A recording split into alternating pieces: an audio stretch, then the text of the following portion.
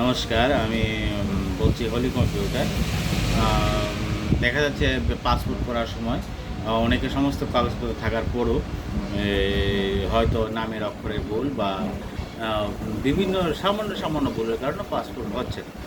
তো আমরা এগুলা এসব নিশ্চয়ই আইনি সঙ্গত ব্যবস্থা নেব, বা আমরা এইটা নিয়ে আওয়াজ তুলব।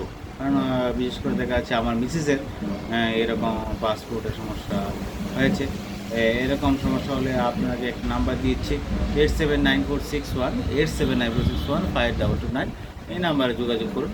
হ্যাঁ, নিশ্চয়ই কোনো ব্যবস্থা হবে। যাদের বিভিন্ন এরকম সমস্যা হচ্ছে আপনারা তাড়াতাড়ি এই নাম্বারে যোগাযোগ করুন। ব্যবস্থা হবে নিশ্চয়ই। পাসপোর্টে ব্যবস্থা হবে।